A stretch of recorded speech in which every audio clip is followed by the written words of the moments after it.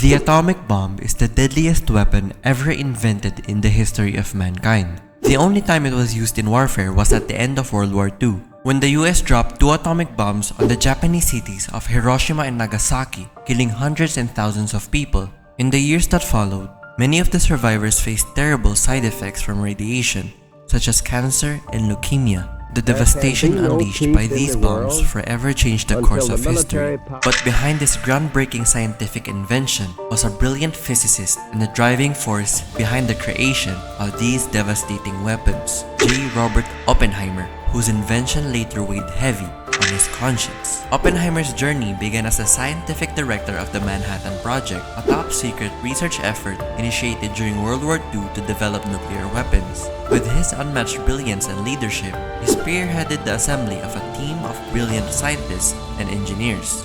They worked relentlessly, often in secrecy, to harness the power of atomic fission. As Oppenheimer and his team delved deeper into the research, they faced profound ethical dilemmas. The potential of the atomic bomb was limitless, but its use could unleash unimaginable destruction on a scale never seen before. Nevertheless, the pressure of the war effort and the belief that the bomb might move them faster to the end of World War II drove them forward. As the Manhattan Project progressed, Oppenheimer and his team were faced with the realization of the atomic bomb's immense destructive power. They went back and forth with the moral burden of their work, the knowledge that their scientific breakthrough could be used to cause unparalleled human suffering. Oppenheimer was deeply conflicted about whether he should continue to pursue the development of such a weapon. In July 1945, the first successful test of an atomic bomb, codenamed Trinity, took place in the New Mexico desert. Witnessing the blinding flash and feeling the earth tremble, Oppenheimer famously recalled a line from Hindu scripture. Now I am become death, the destroyer of worlds.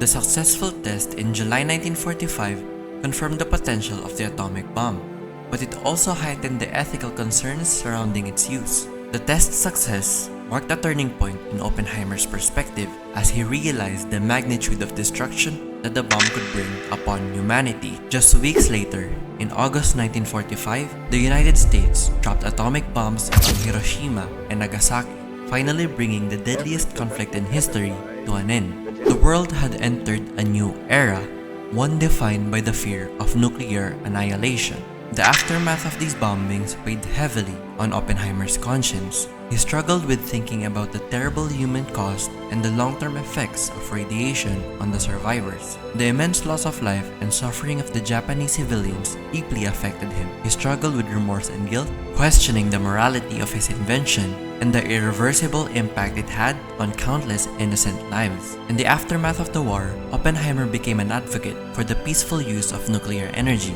He believed that harnessing atomic power for non-military purposes, such as energy generation, could offset some of the horrors brought about by the bomb. His efforts to promote international cooperation for the control of nuclear weapons reflected his desire to prevent further devastation. These internal struggles took a toll on Oppenheimer's mental and physical health. He experienced bouts of depression and emotional distress, and his career suffered a significant blow after a fallout with the government. Despite the setbacks, Oppenheimer's legacy endures as both a brilliant scientist and a figure who grappled with the moral implications of his groundbreaking invention.